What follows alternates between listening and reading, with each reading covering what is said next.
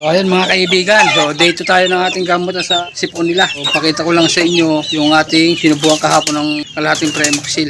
So ayan mga kaibigan, sinubukan natin ng Premoxil kahapon. Wala yung pagkalungkoyin niya. Kapisilin nga natin kung meron pa siya sipon. No? So meron pa din mga kaibigan. So malamang na meron pa rin ang iba nating mga kasamahan niya. So check ko lang kung ibang kasamahan niya ay may mga sipon din. So pasuntabi sa kumakain. No? So ayan nakikita nyo. Hindi nila kayang ilabas yan. Yan yung sipon nila. Kaya kailangan tulungan nating ilabas ang ganyang sipon sa kanila. O ngayong hapon, tuturo ko sa inyo kung paano palabasin yung sipon niya na ginagawa ko para mas mabilis maalis yung sipon nila. Yung lalamunan na rin mga kaibigan. Pe-press nyo lang yan para lumabas ang sipon na yan.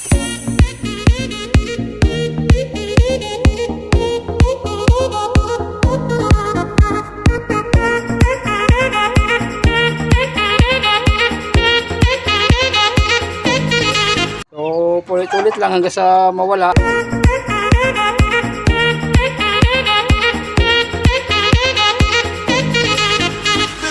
Ang iba ginagamitan na lang Bactidol. Nagamit din naman ako ng Bactidol para malinis ang kanilang mga lalamunan. Saka na ako nagamit ng Bactidol pag hindi nawala. Gawin nyo to kahit isang beses, isang araw, para matulungan lang natin sila may labas sa sipon. Hindi mo na may lalabas yan. Tigilan nyo na lang pagkakakunti na o wala na masyadong nalabas. Pero bukas pabalik uli yan. Ito yung pabalik-balik na sipon ng ating mga alaga. Natagal ko nang ginagawa to. Pag mga gantong sipong mga malalang sipon, ulit-ulitin nyo lang hanggang sa mawala. Maaaring hanggang sa dumugo para walang-wala na. A few minutes later.